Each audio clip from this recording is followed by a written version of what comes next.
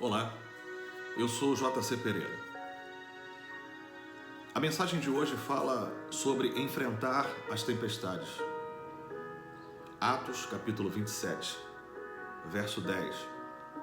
Eu te convido a se inscrever no nosso canal, a deixar o seu like se você curtir essa mensagem e, por favor, compartilhe com o máximo de pessoas que você puder. No capítulo 27 de Atos, no verso 10, Paulo está falando ao comandante do navio. Ele estava indo fazer uma viagem como preso. Estava sendo enviado à Itália. E por uma determinação, Paulo necessitava entrar no navio. Mas algo interessante aconteceu. Porque Paulo havia orado ao Senhor e o próprio Deus disse a Paulo que aquela seria uma viagem terrível. Era um período muito difícil, um período de tempestades, de ventos fortes. E o Senhor declara a Paulo, através dessa oração, de que aquela viagem traria destruição ao navio, à carga, e que muitas vidas iriam sofrer com aquilo. Mas havia uma garantia da parte de Deus de que ninguém morreria.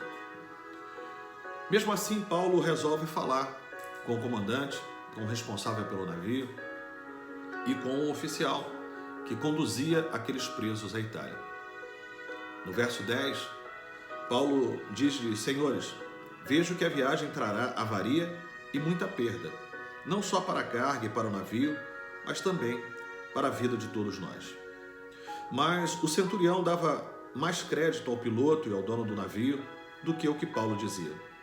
E como o porto não era próprio para passar o inverno, a maioria deles foi da opinião de que lá seguissem viagem para ver se, de algum modo, podiam chegar ao porto de Fenícia, em Creta, voltado para o sudeste e nordeste, para ali passarem o inverno. Soprando o vento sul de forma amena, e supondo eles terem alcançado o que desejavam, levantaram âncoras e foram costeando Creta bem de perto. Bom, só até aqui. A verdade é que Paulo ouviu a voz de Deus e sabia que aquela seria uma viagem difícil.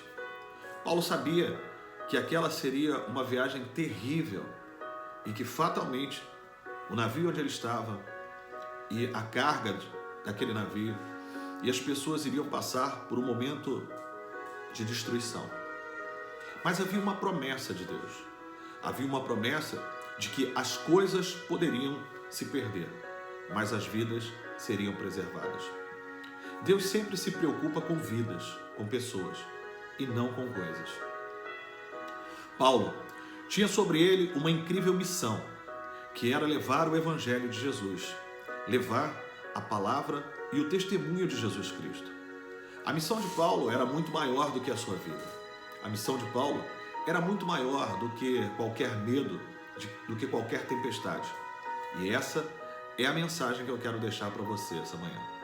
Quando Paulo resolve entrar no navio sabendo que ele seria destruído, quando Paulo resolve encarar uma tempestade, mesmo sendo pré-anunciada por Deus, ele entendeu que o propósito era chegar ao destino, ainda que isso lhe custasse muita coisa.